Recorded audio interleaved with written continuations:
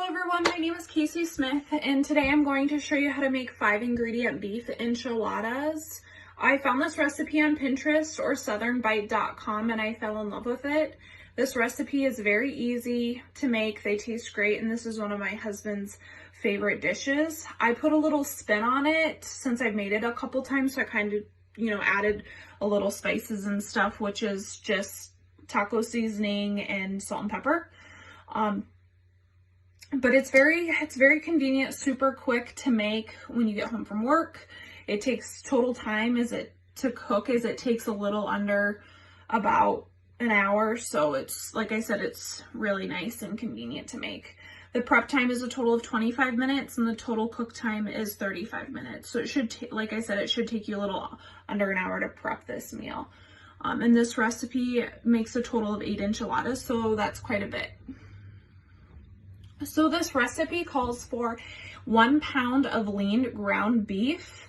I prefer to use home-raised beef since it's much better for you and it has less fat, and I never have to drain the fat out of the home-raised beef. The next ingredient is 1 cup of chunky salsa. I use the Great Value brand. I'm going to show you which brand I use. This brand is really good and I prefer to use this brand because I think that it has better flavor than any other salsa out there. So it's 1 cup of chunky salsa. And then the third ingredient is red enchilada sauce. And it's 1 10-ounce can. So you need a total of a 1 10-ounce can. So you only need 1 of these. I prefer to have a second one on hand just in case. Then the fourth ingredient here is the Mission Carb Balance flour tortillas. And they come in eight tortilla wraps come in 1 package. So you just need 1 of these. Some people prefer to use corn tortillas, but it's honestly personal preference. I like to use the flour ones. And then lastly, our last ingredient is 2 cups of shredded cheese. The recipe on Southern Bite and Pinterest calls for Borden thick shredded 4-cheese Mexican. I think it comes in an 8-ounce package. I prefer to buy blocks of cheese myself and shred them just because it's more cost friendly and they seem to last longer. Also, sawdust particles and cardboard are often found in shredded cheese, and also pre-shredded cheese. So that's why I choose to buy blocks of cheese and shred it myself. So today I'm using shredded cheddar cheese. I think it's sharp cheddar cheese and mozzarella. So on the instructions, you want to preheat the oven to 350 degrees. And then you want to take cooking spray and lightly grease a 9x13 pan. So you'll grease that, and I'm just going to go ahead and show you what that looks like. So that's a 9x13 glass baking dish. That's what I use. So you want to grease that. Then you are going to pour half the can of the red enchilada sauce into the bottom after you spray it with the grease. Then so this is the pound of ground beef that I made.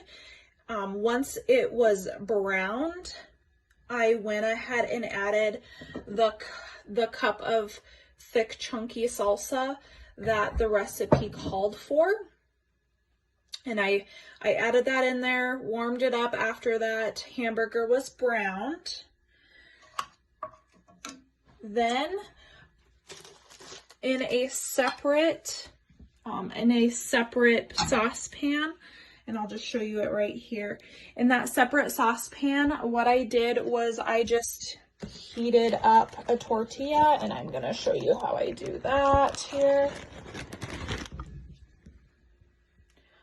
So what I do is I just take this tortilla and I'm going to warm it up on both sides here. Once that's warmed up, I take 1/4 cup of the mixture that I made, and I'm going to go ahead and just place it in the middle of that. And you can see that there. And then I'm going to take 1 teaspoon of the shredded cheese that I previously shredded, and I'm just going, so I've taken that teaspoon of shredded cheese and I put it right on top of that mixture. And then you just roll it up.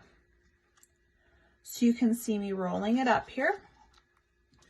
And then I'm just gonna go ahead and, let me just flip the camera over. I'm gonna place it into that baking dish on the bottom. And I'm gonna do the same with this one that I made here. I put the beef mixture in, 1/4 cup. I've put 1 teaspoon of shredded cheese in that. I'm gonna roll that up, and this is gonna be our 8th tortilla. So once those are all rolled up, the mixtures are all in them, I'm gonna go ahead and spread the rest of the red enchilada sauce over the top of these enchiladas here. So you'll watch me.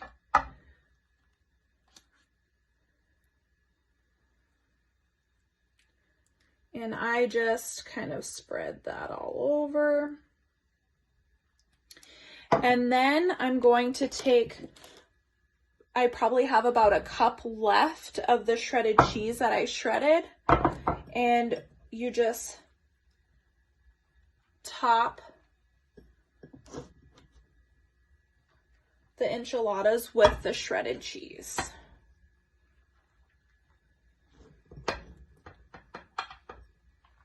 And you can always add more cheese if you want. I always do more than 2 cups, just because this really isn't a lot of cheese, but I always add that once it's taken out of the oven. I'll add that shredded cheese. So we need to go ahead and place these enchiladas in the oven, and what I want to do is I want to cover this with aluminum foil. So I'm going to cover the top of this with aluminum foil. And I'm going to place it into our oven here that is preheated to 350 degrees for about 30 to 35 minutes. Once I take it out, then I can let it cool for about 5 to 10 minutes. And then I usually serve it with a side of Mexican rice. And so I'll show you what the finished product here is in just a little bit once we get these cooked. So I just covered the glass dish with some tin foil. So I'm gonna go ahead and place that in the oven. While that's cooking for about 30 to 35 minutes, I'm gonna go ahead and make this Spanish rice by the Rice and Roni brand. And this is what it calls for on the directions: 2 tablespoons of butter or margarine, 2 cups of water, and then you can throw in 14.5-ounce can of diced tomatoes if you want. I like it with tomatoes, so that's what I'm going to go ahead and do. And so while I throw that in the oven, our enchiladas, I'm gonna go ahead and make that, and then we can serve that as a side. So I'll go ahead and do that. Our last step is taking the beef enchiladas out of the oven, letting them sit for about 5 to 10 minutes. So I wanted to show you, this is what they look like when they come out of the oven. Like I said, I let them sit for about 5-10 minutes. They've cooled for a little bit. Once they are done, I go ahead and place them on the plate with the side of the Mexican rice-a-roni that I talked to you guys about that I wanted to pair with it. And here is sour cream that you can top the enchiladas with. And you can also use some more salsa if you choose to. Other than that, that's the 5 beef ingredient enchiladas that I made today. Thanks for watching, and I hope you guys enjoy.